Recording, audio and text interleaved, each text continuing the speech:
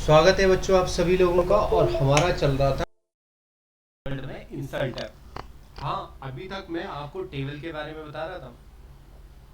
कल हमारा इतना हुआ था कि मुझे एक टेबल बनानी है और टेबल के लिए पहले से कुछ बनाए हुए प्रीसेट है, जिसमें से आपके कुछ कॉलम होते हैं और कुछ आपकी रो होती है, और यही मिलके ही आपका सेल का निर्माण करते हैं, और सेलों के समूह को हम टेबल कहते हैं।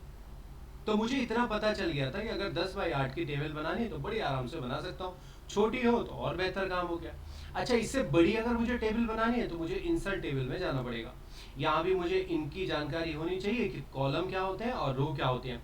आपने अपने हिसाब से जजमेंट दे दिया कि मुझे 12 कॉलम की जरूरत है और 2 रो चाहिए, तो इस तरीके से आप ऐसे रो भी बना सकते हो। खैर, आप अपने हिसाब से इन्हें बड़ा छोटा भी कर सकते हो। मूव करना है तो आप मूव भी करा सकते हो, हटाना है तो हम ये भी सीख गए थे, कट करेंगे तो पूरी टेबल आपकी हट भी जाएगी। अच्छा, इसी क्रम में मेरे पास नीचे की तरफ आता है ड्रॉ टेबल। इसने कहा एक पेंसिल आपको मिल जाएगी, अपने अनुसार बना सकते हो। मैंने क्लिक कर दिया तो ऐसे आपकी ड्रॉ होगी। इस तरीके से अगर आपको करना है तो आप ऊपर से नीचे बनाना चाहते हैं तो ऐसे बना लो, कुछ इस तरीके से आगे बनाना है तो इस तरीके से बना लो। जैसे आप टेबल बनाना चाहते हो इस तरीके की आप टेबल यहाँ पे बना सकते हो। अच्छा सर, मुझे नहीं चाहिए कुछ हटाने, तो इरेजर भी है आपके पास, आप यहाँ से इरेज कर सकते हो। पर ध्यान रखना, ये दोनों में से कोई भी चीज ऑन हो जाएगी तो इसे ऑफ करना मत भूलना, नहीं तो आपके पास एरो या मूव टूल नहीं आता है। अच्छा, इस तरीके से मैं कोई भी टेबल बना देता हूँ, और अब इस टेबल को रिमूव करना है तो मैं क्लोज भी कर सकता हूँ। तो यहाँ तक मैं अपने हिसाब से भी ड्रॉ टेबल करा सकता हूँ। एक और ऑप्शन मुझे दिखता है कन्वर्ट टेक्स्ट टू कॉलम या कन्वर्ट टेक्स्ट टू टेबल। आपने कोई टेक्स्ट लिख दिया है, अभी ये ऑप्शन हाइड है, छुपा हुआ है, ये तब ऑन होता है जब आपने कोई टेक्स्ट लिख दिया। सीरियल नंबर लिया तो टैब दे दिया, या मैंने नाम ले लिया, रोल नंबर लिया। अच्छा, इस तरीके से मेरे पास कोई डेटा है, 1 लिखा, बच्चे का नाम ए है, रोल नंबर 10 है, एंटर कर दिया। 2 सीरियल नंबर हो गया, बच्चे का नाम बी हो गया और रोल नंबर दे दिया। अभी ये सिर्फ मेरा टेक्स्ट में है, मैं चाहता हूँ ये टेबल में कन्वर्ट हो जाए। सारा डेटा सेलेक्ट करा, इसके बाद आप कन्वर्ट टेक्स्ट टू टेबल में क्लिक करा तो अपने आप ये सारा डेटा ले लेता, बस आपको ओके करने की देरी है। इसी सारी चीज को ये टेबल में कन्वर्ट कर लेता, और आपको छोटा करना है तो आप छोटा भी कर सकते हो, मूव करना है तो आप मूव भी करा सकते हो। तो ये काम होता है आपका कन्वर्ट टेक्स्ट टू टेबल। अच्छा, इसने कहा एक और चीज भी है मेरे पास, अगर आप टेबल मूड में ही चाहते हैं तो मेरे पास एक्सेल की स्प्लिट सीट भी है, यानी एक्सेल की सीट आपको मिल जाएगी, और एक्सेल में हमारे पास बहुत सारे बेनिफिट होता है। तो मैंने कहा चलो ठीक है, एक्सेल की सीट बना दो, ओके कर दिया स्प्लिट सीट में। तो इस तरीके से मेरे पास एक्सेल प्रोग्राम ओपन हो जाता है और उसकी सीट आ जाती है। अच्छा, इसमें काम कैसे होते हैं, आपने 1 लिख दिया तो यहाँ आपको 2 लिखने की जरूरत नहीं होती है, आप चीज़ों को ड्रैग कर सकते हो, और यही सीरीज भरना है तो आप यहाँ से सीरीज भर सकते हो। खैर, आपके पास ये प्रोग्राम आने वाला है, बस मैं अभी आपको जानकारी दे रहा हूँ। 2 4 लिखना है तो एक्सेल में ऐसे करने की जरूरत नहीं होती, आप ड्रैग कर दो, सारी चीज़ें खुद ब खुद आ जाती हैं। 1 और 3 का पैमाना चाहिए, आप क्लिक कर दो, दोनों को सिलेक्ट करो, अपने आप ही आप ड्रैग करेंगे चीज़ों को, तो इस तरीके से आपका काम हो जाता है। अब जब आपकी ये टेबल बन गई, 12 आप क्लिक करेंगे तो ये टेबल में फिर से कन्वर्ट हो जाता है, तो ये आपका एक्सेल की स्प्रेड शीट भी आपको मिल जाती है। अगर नहीं पसंद है तो आप इसको भी एक बार सेलेक्ट कीजिए, डिलीट करेंगे तो आप इस तरीके से भी डिलीट कर सकते हो। अच्छा, मैंने कहा इसके अलावा और है कि हाँ, क्विक टेबल के पार्ट है। आप जल्दी से कोई टेबल के मेरे पास प्रारूप बने हुए हैं, आपको इनमें से भी कोई भी प्रारूप चाहिए तो आप वो प्रारूप ले सकते हैं। बहुत सारे नमूने इसने मुझे यहाँ पे दे दिए, आप ऐसे नमूने में बना सकते हो, आप ऐसे नमूने में बना सकते हो। तो बहुत सारे नमूने मेरे पास यहाँ पे बनाए हुए हैं। अगर इनमें से कोई नमूना आपको पसंद आता है, क्लिक कर लो, वैसे ही आपके पास टेबल बन जाएगी। इसमें बस हल्का फुल्का आपको डेटा इरेज करना है, अपनी तरफ से चढ़ाना है, आपके पास बस ये नमूना मिल गया। क्या ये नमूना ज़्यादा बेहतर है? मैंने कहा नहीं नहीं, हम प्रोफेशनल लाइफ में ऐसे नहीं करते। मेरे पास अगर कोई डेटा टेबल बन रही है ना, मैं इस नमूने को अपने हिसाब से भी चेंज कर सकता हूँ। कैसे सर? मैंने कहा देखो, इंसर्ट में गया, अपने पास कोई टेबल लिया, इसके अंदर डेटा, इसका नमूना चेंज करना है। तो इसने कहा ठीक है, आपके पास यहाँ डिजाइनिंग में बहुत सारे ऑप्शन मिल जाते हैं, और बहुत सारी डिजाइनिंग है। जो प्रैक्टिकल आपके पास आगे आने वाला है उनमें मैंने ज़्यादातर ये वाली डिजाइनिंग यूज़ करी है। अच्छा, इसमें आपको लग रहा होगा कि ये पूरे ऐसे ही बना हुआ है रूम है, इसके कॉलम नहीं है। वास्तव में इसमें कॉलम है, परंतु आपने फॉर्मेट ऐसा चेंज किया है जिसमें आपके पास कॉलम नहीं है, तभी डेटा आपका ऐसे एक्यूरेट जा रहा है। कारण क्या है? आपने ऐसा वाला फॉर्मेट लिया। बहुत सारे तरह के आपके पास फॉर्मेट है, अगर आपको ऐसे बॉक्सेस में चाहिए तो ऐसा भी आपको दिख जाएगा। बहुत सारे तरह के आपके पास यहाँ पे प्रारूप मिल जाते हैं, ऐसे बनाना तो ऐसे बन जाएगा, खूब सारे प्रारूप है जिसमें आप क्लिक करेंगे वैसे ही आपका रिजल्ट होगा। पर जो मैंने आपको प्रैक्टिकल दे रखा है उसमें ये वाला मैंने यहाँ पे लिया है, इसमें ऐसा लगता है कि आपके कॉलम नहीं है, परंतु वास्तविकता ये है कि आपके इनमें कॉलम है। अगर आप यहाँ पे थोड़ी देर रुकते हैं तो आपको ये चीज़ भी इंडिकेट हो जाएगी। अगर आप क्लिक करते हैं तो यहाँ पे इंडिकेशन मिल जाता है आपका कॉलम है। अच्छा, अगर आपको ये कलर ब्लैक वाला पसंद नहीं है तो आप ऐसे सेलेक्ट करके भी कर सकते हो। किसी सेल को अगर आप सेलेक्ट करेंगे और उनका कलर चेंज करना चाहते हैं तो आपके पास ऑप्शन है शेडिंग कलर का, ओके करेंगे तो कोई भी कलर, जो कलर आपको पसंद है ऐसा कलर भी आप यहाँ पे लगा सकते हो। अच्छा, ये सारे ऑप्शन इससे रिलेटेड होते हैं टेबल से। तो ये था आपका टेबल से रिलेटेड काम, और सारे ऑप्शन जितने थे उतने मैंने आपको करा दिए। अब मैं थोड़ा आगे वाले सेक्शन में पहुंचता हूँ, वो है आपका इलस्ट्रेशन।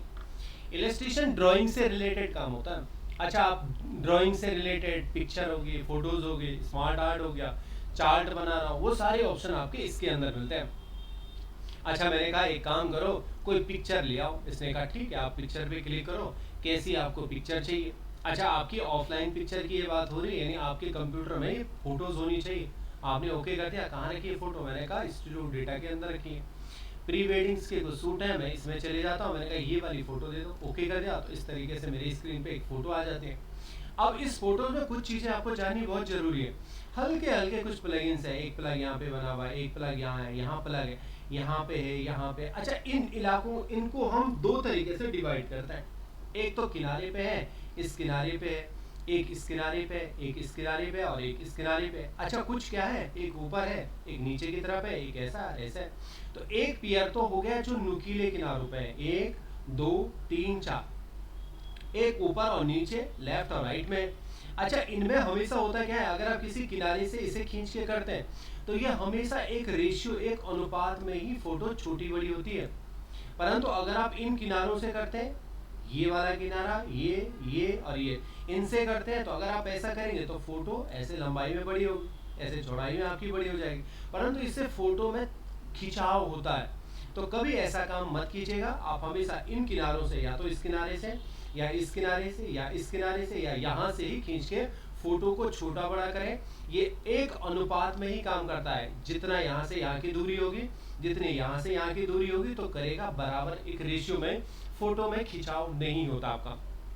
बट इसने का कभी कभी ऐसा होता है, आप कोई फोटो लाते हैं तो ये फोटो मूव करने में आनाकानी करती है, क्योंकि यहाँ पे आपका जो रैपिंग वाला ऑप्शन होता है शुरुआती दौर में इन लाइन विद टेक्स्ट होता है, और अगर ये सेलेक्टेड है, अगर आप इसे मूव करना चाहते हैं तो ये फोटो मूव नहीं करते और आप बड़े परेशान हो जाते हैं कि यार मेरी तो फोटो मूव ही नहीं कर रही है, मैं इसे थोड़ा नीचे खिसकाना चाहता था। तो इसने कहा कोई बात नहीं, इसके बगल में छोटा प्लगइन आता है, इसमें से हमेशा माइक्रोसॉफ्ट स्टैंडर्ड यही है, शुरुआती दौर में ये इन लाइन विद टेक्स्ट होता है।